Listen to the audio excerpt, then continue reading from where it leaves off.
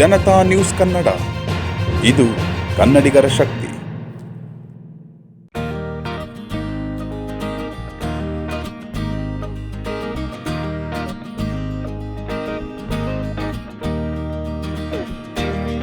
ಮೊದಲನೇದಾಗಿ SSLCಯಲ್ಲಿ ಅತ್ಯಧಿಕ ಅಂಕಗಳನ್ನು ಗಳಿಸಿರುವಂತಹ ವಿದ್ಯಾರ್ಥಿಗಳಿಗೆ ಪ್ರಶಸ್ತಿ ಪ್ರತಿಭಾ ಪುರಸ್ಕಾರ. SSLCಯಲ್ಲಿ 96.16% ಬೇಕು. BCom ಅವರು SSLCಯಲ್ಲಿ ಸ್ಟೇಟ್ ಸಿಲೆಬಸ್ 96.16%.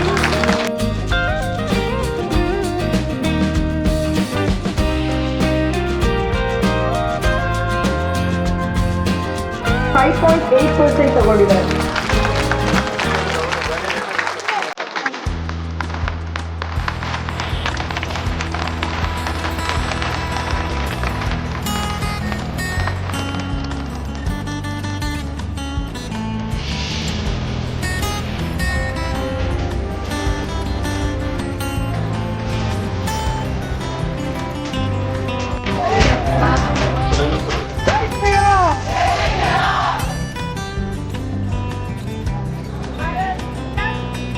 ಎಲ್ಲ ಪುರಸ್ಕಾರ ಪಡೆದಂಥ ಎಲ್ಲ ಮಕ್ಕಳಿಗೂ ಅಭಿನಂದನೆಗಳು. ಆಮೇಲೆ ಅವರ ತಂದೆ ತಾಯಿಯಂದರಿಗೆ ವಂದನೆಗಳು. ಯಾಕೆ ಅಂತಂದರೆ, ನಾನು ಮೊದಲು ಗೋಲ್ಡ್ ಮೆಡಲ್ ತಗೊಂಡಾಗ ನನಗೆ 5 ದಿನದ ಮಗು ಇತ್ತು. ಹಾಗಾಗಿ ಯೂನಿವರ್ಸಿಟಿಗೆ ಬರೋಕ್ಕಾಗಲಿಲ್ಲ. ನಮ್ಮ ಯಜಮಾನರು ತಗೊಂಡು ಹೋದರು. ಆದರೆ ನಾನು ದುಃಖ ಪಡಲಿಲ್ಲ. ನಮ್ಮ ಅಪ್ಪ 20 ಲೀಟ್ರ್ ಹಾಲು ತಂದು ಪೇಡ ಮಾಡಿ ರಸ್ತೆಯಲ್ಲಿ ಹೋಗೋ ಬರೋರಿಗೆಲ್ಲ ನನ್ನ ಮಗಳಿಗೆ ಚಿನ್ನದ ಪದಕ, ನನ್ನ ಮಗಳಿಗೆ ಚಿನ್ನದ ಪದಕ ಅಂತ. ಅವತ್ತಿಂದ ಎಲ್ಲ ಚಿನ್ನದ ಪದಕ ಹೋಗಿ ನಮ್ಮ ಅಪ್ಪನಿಗೆ ಹಾಕ್ತಾ ಇದ್ದೆ. ಅದಕ್ಕೆ ಒಂದು ದಿನ ಕೇಳಿದ್ರು, ಬಿಜು ಇದು ಎಷ್ಟನೇದು ಅಂತ. ಯಾಕಪ್ಪ ಅಂತ ಕೇಳಿದೆ. ಇನ್ನೆಷ್ಟು ಬರಬೇಕು ಅಂತ ನಾನು ಹರಿಸ್ಬೇಕಲ್ಲ, ಅದಕ್ಕೆ ಅಂತ. 20ನೇದಪ್ಪ ಅಂತಂದೆ. ಅದಕ್ಕೆ 30 ಬರಲಿ ಅಂತಂದ. ನಾನು ನಕ್ಬಿಟ್ಟೆ. ಡಾಕ್ಟರ್ಗಳಿಗೆ ಯಾರಿಗಾದ್ರೂ 30 ಚಿನ್ನದ ಪದಕ ಬಂದದ್ದು ಅದು ಕೇಳಿಲ್ಲ ಇಲ್ಲ ಅಂತ. ಆದರೂ ಅಪ್ಪ ಹೇಳ್ತಾ ಇದ್ದಾನಲ್ಲ ಅಂತ ನಮಸ್ಕಾರ ಮಾಡ್ಬಿಟ್ಟು ಆಯ್ತಪ್ಪ ಅಂತಂದೆ. ನೋಡಿ, ನನಗೆ ನನ್ನ ಊರಲ್ಲೇ IMN ಅವ್ರು ಕರೆದು ನನ್ನ 30ನೇ ನಂಬರ್ ಇದು ಮೆಡಲ್ ಕೊಟ್ಟರು. ಅದನ್ನು ಹೋಗಿ ನಮ್ಮ ಅಪ್ಪನಿಗೆ ಹಾಕಿದೆ. ಬೆಂತಟ್ಬಿಟ್ಟು ಬದುಕಲಾಗೆ ನೋಡಕ್ ಸಿಕ್ತಲ್ಲ ನನ್ನ ಭಾಗ್ಯ ಅಂತಂದ. ನಮಸ್ಕಾರ ವೀಕ್ಷಕರೇ, ನೀವು ನೋಡ್ತಾ ಇದ್ದೀರಾ ಜನತಾ ನ್ಯೂಸ್ ಕನ್ನಡ. ನಾನು ಹರಿಯನ್ ಭಾರದ್ವಾಜ್. ಸನಾತನ ಶ್ರೀ ವೈಷ್ಣವ ಮಹಾಸಭಾ ಕಾರ್ಯಕ್ರಮದಲ್ಲಿ ಮಕ್ಕಳಿಗೆ ಪ್ರತಿಭಾ ಪುರಸ್ಕಾರ ಕಾರ್ಯಕ್ರಮ ಅದ್ಧೂರಿಯಾಗಿ ಈ ಸನಾತನ ನಮ್ಮ ವೈಷ್ಣವ ಸಂಘದಲ್ಲಿ ಓದಿರ್ತಕ್ಕಂಥ ಅತಿ ಹೆಚ್ಚು ಅಂಕವನ್ನು ಗಳಿಸಿರ್ತಕ್ಕಂಥ ಮಕ್ಕಳಿಗೆ ಪ್ರತಿಭಾ ಪುರಸ್ಕಾರವನ್ನು ನೀಡಲು ಇವತ್ತು ಅದ್ಭುತ ಕಾರ್ಯಕ್ರಮನ ಆಯೋಜನೆ ಮಾಡಿದ್ರು. ಬನ್ನಿ, ಗಣ್ಯಾತಿ ಗಣ್ಯರು ಇವತ್ತು ನಮ್ಮ ಜೊತೆ ಇದ್ದಾರೆ, ಮಾತಾಡಿಸ್ತಾ ಹೋಗೋಣ. ಮಕ್ಕಳ ಹೃದ್ರೋಗ ತಜ್ಞರಾದಂತಹ ವಿಜಯಲಕ್ಷ್ಮಿ ಬಾಳೆಕುಂದ್ರಿ ಮೇಡಮ್ ಇವತ್ತು ನಮ್ಮ ಜೊತೆ, ಬನ್ನಿ ಮಾತಾಡಿಸ್ತಾ ಹೋಗೋಣ. ಮೇಡಮ್ ನಮಸ್ತೆ. ನಮಸ್ಕಾರ. ಇವತ್ತು ಈ ಕಾರ್ಯಕ್ರಮದ ಬಗ್ಗೆ ಏನು ಹೇಳಕ್ಕೆ ಇಷ್ಟಪಡ್ತಾರೆ ಮೇಡಮ್? ಇದು ಶ್ರೀ ಪದ್ಮ ಚಾರಿಟೇಬಲ್ ಟ್ರಸ್ಟ್ನವರು ಆಚರಿಸುತ್ತಿರುವಂಥ 16ನೇ ಪ್ರತಿಭಾ ಪುರಸ್ಕಾರ ಸಮಾರಂಭ.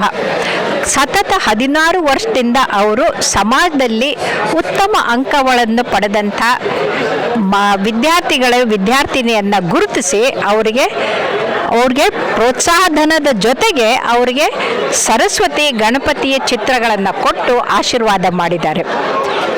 ಒಂದು ಅಂತಂದರೆ ಬರೀ ಅಂಕಗಳು ಮಾತ್ರ ಮುಖ್ಯ ಅಲ್ಲ, ಅವರಲ್ಲಿರೋ ಬೇರೆ ಪ್ರತಿಭೆಗಳನ್ನು ಕೂಡ ಗುರುತಿಸಬೇಕು ಅಂತ ನನ್ನ ಅನಿಸಿಕೆ. ಯಾಕಂತಂದರೆ ನಮ್ಮ ಸನಾತನ ಧರ್ಮದಲ್ಲಿ ಹೇಳೋ ಹಾಗೆ ನರಸ್ಯಾಂ ಭೂಷಣಂ ರೂಪಂ, ರೂಪಸ್ಯ ಭೂಷಣಂ ಗುಣಂ, ಗುಣಸ್ಯ ಭೂಷಣಂ ವಿದ್ಯಾ, ವಿದ್ಯಾಸ ಭೂಷಣಂ ವಿನಯಂ ಅಂತ. ಹಾಗಾಗಿ ಎಲ್ಲವನ್ನೂ ಗುರುತಿಸಿ ಆ ಮಕ್ಕಳಿಗೆ ಪ್ರೋತ್ಸಾಹ ಕೊಟ್ಟು ಅವರು ಏಕ್ ಭಾರತ್ ಶ್ರೇಷ್ಠ ಭಾರತ್ ಅಂತ ಭಾರತದ ಭವಿಷ್ಯವನ್ನು ಉಜ್ವಲಗೊಳಿಸುವಂಥ ಉತ್ತಮ ವ್ಯಕ್ತಿಗಳಲ್ಲ, ಶಕ್ತಿಗಳಾಗಿ ನಮ್ಮ ಮಕ್ಕಳು ಬೆಳಿಬೇಕು. ಎಲ್ಲೋ ಒಂದು ಕಡೆಗೆ ಮೆಕಾಲೈಸ್ ಸಿಂಡ್ರೋಮ್ ಆಗಿ ನಮ್ಮ ಮಕ್ಕಳು ಪಾಶ್ಚಾತ್ಯರ ಅಂಧ ಅನುಕರಣೆಯಿಂದ ತಪ್ಪು ದಾರಿಗೆ ಹೋಗ್ತಾ ಇದ್ದಾರೆ. ಕೆಟ್ಟ ದುರಭ್ಯಾಸಗಳನ್ನು ಕಲ್ತ್ಕೊಂಡ್ಬಿಟ್ಟು ಪಾಶ್ಚಾತ್ಯರ ಹಾಗೆ ಬದುಕೋದನ್ನು ಕಲಿತಾ ಇದ್ದಾರೆ. ಅದನ್ನು ಬಿಟ್ಟು ನಮ್ಮ ಸನಾತನ ಧರ್ಮದಲ್ಲಿ ಇದ್ದಂಥ ವಿದ್ಯೆಗೆ ಕೊಟ್ಟಂಥ ಮಹತ್ವವನ್ನು ಅರ್ಥಕೊಂಡು ನಾವು ವಿದ್ಯಾರ್ಜನೆ ಮಾಡಿ ನಮ್ಮ ಮಕ್ಕಳಿಗೆ ಪ್ರೋತ್ಸಾಹ ಮಾಡಿದರೆ ಉತ್ತಮ ಆಗುತ್ತೆ.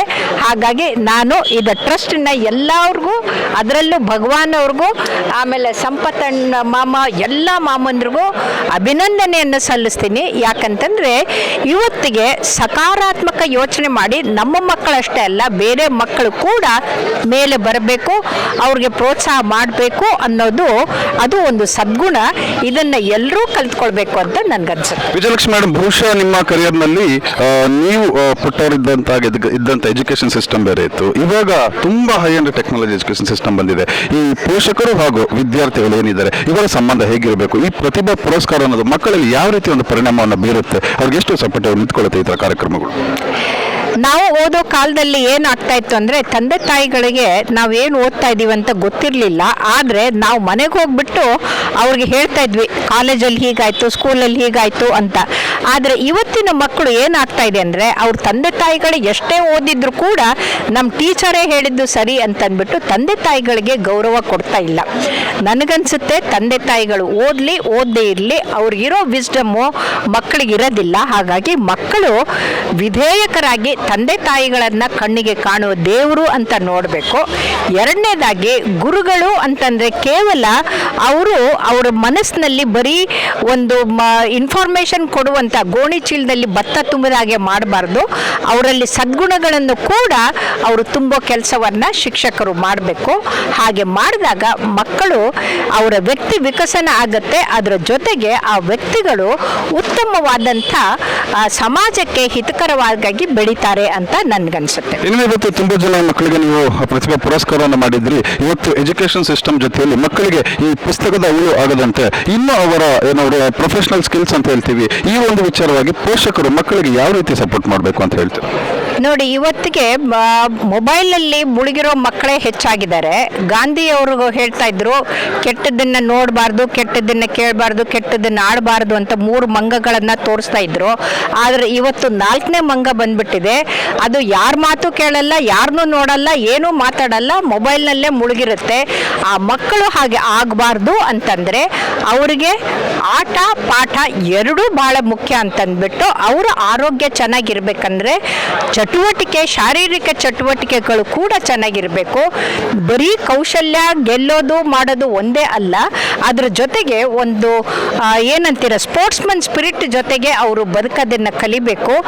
ಏನೇ ಬಂದರೂ ಕೂಡ ಎದುರಿಸ್ತೀನಿ ಅನ್ನೋ ಧೈರ್ಯವನ್ನು ಅವರು ಕಲ್ತ್ಕೊಳ್ಬೇಕಾಗತ್ತೆ. ಧೈರ್ಯಂ ಸರ್ವತ್ರ ಸಾಧ್ಯತೆ ಅಂತ ಆ ಮಕ್ಕಳಲ್ಲಿ ಧೈರ್ಯವನ್ನು ತುಂಬಿ ಅವರಿಗೆ ಬದುಕೋದನ್ನು ಕಲೆಯನ್ನು ಕಲಿಸ್ಬೇಕೇ ಹೊರತಾಗಿ ಬರೀ ಕೌಶಲ್ಯ ಅಂತ ಹೋಗೋದಲ್ಲ, ಸಂಪೂರ್ಣವಾದ ವ್ಯಕ್ತಿ ವಿಕಸನವನ್ನು ಮಹತ್ವ ಕೊಡೋದು ಮುಖ್ಯ.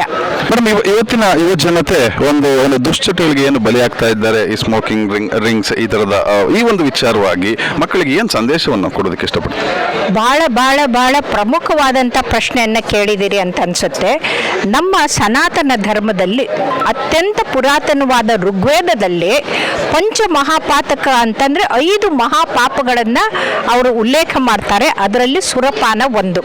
ಆದರೆ ದುರಂತ ಅಂದರೆ ಪಾಶ್ಚಾತ್ಯರನ್ನು ನೋಡಿಕೊಂಡು ಇವತ್ತು ಸೋಷಿಯಲ್ ಡ್ರಿಂಕಿಂಗ್ ಅಂತ ಶುರು ಮಾಡಿಬಿಟ್ಟಿದ್ದಾರೆ. ಆ ಡ್ರಿಂಕಿಂಗಿಂದ ಪ್ರತಿ ಸಲ ಕುಡಿದಾಗ 8ರಿಂದ 10 ಸಾವಿರ ಬ್ರೈನ್ ಸೆಲ್ಸು ಸತ್ತು ಹೋಗುತ್ತೆ. ಅವರ ಹೃದಯ, ಮೆದುಳು, ಲಿವರು ಮತ್ತು ಹೊಟ್ಟೆ ಎಲ್ಲವೂ ಕೂಡ ನಾಶ ಆಗ್ತಾ ಇದೆ. ಈ ಸರ್ವನಾಶಕ್ಕೆ ಕಾರಣ ಯಾವುದು ಅಂತಂದರೆ ಸರಾಯಿ. ಹಾಗಾಗಿ ಆ ಸರ್ವನಾಶಕ್ಕೆ ಕಾರಣವಾದಂಥ ಮಹಾಪಾತಕವಾದಂಥ ಈ ಸರಾಯಿಯಿಂದ ಮಕ್ಕಳು ದೂರ ಇರಬೇಕು. ಇವತ್ತಿನ ಸಮೀಕ್ಷೆ ಪ್ರಕಾರ ಬೆಂಗಳೂರಿನಲ್ಲಿ ಇರುವಂಥ ಕಾಲೇಜ್ಗಳಲ್ಲಿ 100ಕ್ಕೆ 28 ಮಕ್ಕಳು ಕಾಲೇಜಲ್ಲೇ ಕುಡಿಯೋಕ್ಕೆ ಪ್ರಾರಂಭ ಮಾಡಿದ್ದಾರೆ. ನಾನು ಟ್ರಾನ್ಸ್ಪ್ಲಾಂಟ್ ಕಮಿಟಿಯಲ್ಲಿದ್ದೀನಿ. ಒಂದು ಸಲ 37 ವರ್ಷದ ಇಂಜಿನಿಯರು ಲಿವರ್ ಟ್ರಾನ್ಸ್ಪ್ಲಾಂಟಿಗೆ ಬಂದಿದ್ದರು. ಯಾರು ಅವರಿಗೆ ಲಿವರ್ ಕೊಡ್ತಾ ಇದ್ದಾರೆ ಅಂದರೆ ಅವ್ರ ಅತ್ತೆ ಕೊಡ್ತಾ ಇದ್ದಾರೆ. 52 ವರ್ಷದ ಅತ್ತೆ ಕೊಡ್ತಾ ಇದ್ದಾರೆ, ಹೆಂಡತಿ 32 ವರ್ಷ. ನನಗೆ ಬಹಳ ದುಃಖ ಆಯಿತು. ನನ್ನ ಮಗಳಿಗೆ ಹೇಳಿದೆ, ನೋಡಿ ಏನು ಕರ್ಮ, ಹೆಣ್ಣು ಹೆತ್ತವ್ರಿಗೆ ಮದುವೆ ಮಾಡಬೇಕು, ವರದಕ್ಷಿಣೆ ಕೊಡಬೇಕು, ಕಷ್ಟಪಡಬೇಕು, ಎಲ್ಲ ಮಾಡಬೇಕು, ಜೊತೆಗೆ ಲಿವರು ಕೊಡಬೇಕಾಯ್ತಲ್ಲೇ ಅಂತಂದೆ. ಅದಕ್ಕೆ ನನ್ನ ಮಗಳಂದ್ಲು, ಅಮ್ಮ ನೀನು ಬರೀ ಸ್ವಾಮಿಗಳ ಜೊತೆಗೆ ಒಳ್ಳೆಯವ್ರ ಜೊತೆಗೆ ಡಾಕ್ಟ್ರುಗಳಿಗೆ ಹೋಗ್ತೀಯ, ನಿನಗೆ ಗೊತ್ತಿಲ್ಲ ಇವತ್ತು ಹುಡುಗಿಯರು ಕುಡಿತಾ ಇದ್ದಾರೆ ಅಂತ. ಅದು ನಿಜ. ಯಾಕಂದರೆ ಇಡೀ ಭಾರತದಲ್ಲಿ ಪ್ರಥಮ ಡಿ ಅಡಿಕ್ಷನ್ ಫೀಮೇಲ್ ವಾರ್ಡ್ ಇರೋದು ನಮ್ಮ ನಿಮ್ಯಾನ್ಸಲ್ಲಿ. ಇದು ಪ್ರಥಮ ಬಾರಿ ಸ್ಟಾರ್ಟ್ ಮಾಡಿರೋದು. ಅಲ್ಲಿ ಬೆಡ್ಡೇ ಸಾಕಾಗ್ತಾ ಇಲ್ಲ. ಅಂದರೆ ನಮ್ಮ ಹುಡುಗಿಯರು ಕೂಡ ಅಷ್ಟು ಕೆಡ್ತಾ ಇದ್ದಾರೆ ಅನ್ನೋದಕ್ಕೆ ಇದು ಒಂದು ಉದಾಹರಣೆ. ಹಾಗಾಗಿ ದುರಭ್ಯಾಸದಿಂದ ದುರಂತದ ಕಡೆಗೆ ಹೋಗೋದನ್ನು ಬಿಟ್ಟು ನಮ್ಮ ಯುವಕರು ಯುವತಿಯರು ಸದ್ಗುಣಗಳನ್ನು ತುಂಬಿಕೊಂಡು ಸದ್ಭಾವನೆಯಿಂದ ಸದ್ವಿಚಾರಗಳನ್ನು ತಲೆಯಲ್ಲಿ ತುಂಬಿಕೊಂಡು ಸನ್ಮಾರ್ಗದಲ್ಲಿ ನಡೆಯೋದು ಬಹಳ ಬಹಳ ಮುಖ್ಯ. ಇದನ್ನು ಪ್ರತಿಯೊಬ್ಬರೂ ಕಲಿಬೇಕು. ಇಲ್ಲಿ ನಾನು ಸನಾತನ ಧರ್ಮ ಈ ಕೋದಂಡರಾಮ ಇದರಲ್ಲಿ ನೋಡಿದ ಹಾಗೆ ಎಲ್ಲ ಮಹಿಳೆಯರು ಕೂಡ ಅಷ್ಟು ಅಚ್ಚುಕಟ್ಟಾಗಿ ಸತಿ ಸಾವಿತ್ರಿಗಳ ಹಾಗೆ ಬಂದಿದ್ರು. ಹಾಗಾಗಿ ಇದನ್ನ ಈ ಹರಕಲು ಜೀನ್ಸು ಹಾಕೊಳ್ಳೋ ಮಕ್ಕಳು ಅವರಿಂದ ಕಲಿಬೇಕು ಅಂತ ನಾನು ಹೇಳ್ತೀನಿ.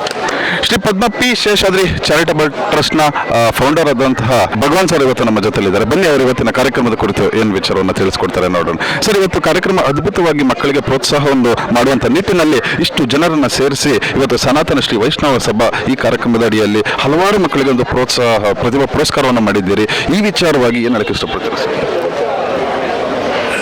ಇದು ನಾನೊಬ್ಬ ಬಿಸ್ನೆಸ್ ಮ್ಯಾನ್. ಬಿಸ್ನೆಸ್ಸಲ್ಲಿ ಒಂದಷ್ಟು ಕಂಪ್ನಿಗಳು, ಕಾರ್ಪೊರೇಟ್ ಕಂಪ್ನಿಗಳಿಗೆ ನಮಗೆ ದುಡ್ಡು ಕೊಡಲಿಲ್ಲ. ಕಂಪ್ನಿ ವೈಂಡ್ ಅಪ್ ಆಯಿತು, ಇದಾಯಿತು.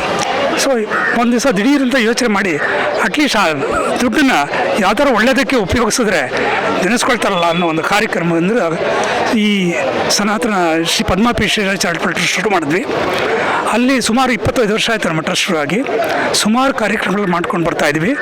ಅದರಲ್ಲಿ ಕೋದಂಡರಾಮ ಸೇವಾ ಸಂಘ ಇದು ನಾವು ಅನ್ನೋದು ಟ್ರಸ್ಟಿ ಆಫ್ ದಿಸ್ ಸಂಘ. ಮತ್ತು ಇಲ್ಲಿ ಜಾಗ ಇತ್ತು, ಮತ್ತು ರೆಗ್ಯುಲರಾಗಿ ಯಾಕೆ ಮಾಡಬಾರ್ದು ಅಂಥೇಳಿ ನಮ್ಮ ಗೊತ್ತಿದ್ದವ್ರಿಗೆ, ನಮ್ಮ ಜನಾಂಗಕ್ಕೆ ಎಲ್ರಿಗೂ ಒಳ್ಳೇದಾಗಲಿ ಅಂದ್ಬಿಟ್ಟು ಈ ಪ್ರತಿಭಾ ಪುರಸ್ಕಾರ ಸುಮಾರು 16 ವರ್ಷದಿಂದ ಶುರು ಮಾಡಿದ್ವಿ. ಅದು ರೆಗ್ಯುಲರ್ ನಡ್ಕೊಂಬರ್ತಾ ಇದೆ. ಭಾಳ ಖುಷಿ ಆಗ್ತಾಯಿದೆ. ಒಂದೇ ಒಂದು ಪ್ರಾಬ್ಲಮ್ ಏನಪ್ಪ ಅಂದರೆ ಈ ವಿದ್ಯಾರ್ಥಿಗಳು ಈಗ ಪಠ್ಯ ಪುಸ್ತಕದಲ್ಲಿ, ಸ್ಕೂಲ್ಗಳಲ್ಲಿ, ಕಾಲೇಜುಗಳಲ್ಲಿ ಯಾರು ಜೀವನದ ಮೌಲ್ಯಗಳಾಗಲಿ ಬದುಕಿನ ಪಾಠಗಳ ಯಾರು ಹೇಳ್ಕೊಡೋದಿಲ್ಲ. ಸೊ ಅದನ್ನಾದರೂ ತಿಳಿಸ್ಕೊಳ್ಳೋಣ ಅಂದ್ಬಿಟ್ಟು ಈ ಕಾರ್ಯಕ್ರಮಗಳು ಅರೇಂಜ್ ಮಾಡ್ತಾ ಇದ್ದೀವಿ. ಯಾಕೆಂದರೆ ಬರೀ ಪುಸ್ತಕದ ಮೇಡಮ್ ಹೇಳಿದಾಗ ಆಗಲೇ ಬರೀ ಮೆಕಾಲೆ ಆವಾಗಿಂದ ಶುರುವಾಗಿದ್ದು ಎಜುಕೇಷನ್ನು ಪೂರ್ತಿ ಹಾಳಾಗಿ ಹೋಗಿದೆ. ಎಜುಕೇಷನು ಸಿಲೆಬಸ್ಸಲ್ಲಿ ಇಲ್ಲವೇ ಇಲ್ಲ. ಸೊ ಅದಕ್ಕೆ ನಾನು ಆವಾಗಲೇ ಹೇಳಿದೆ, ಈ ಡಿಗ್ರಿ ಎಲ್ಲ ಒಂದು ಪೀಸ್ ಆಫ್ ಪೇಪರ್ ಇದು. ನಾವು ಏನು ಕಲಿತೀವೋ, ನಮ್ಮ ತಲೆ ಒಳಗೆ ಏನಿದೆಯೋ, ನಮ್ಮ ಬುದ್ಧಿಲಿ ಏನಿದೆಯೋ ಅದೇ ನಮ್ಮನ್ನು ಮೇಲಕ್ಕೆ ತರೋದು.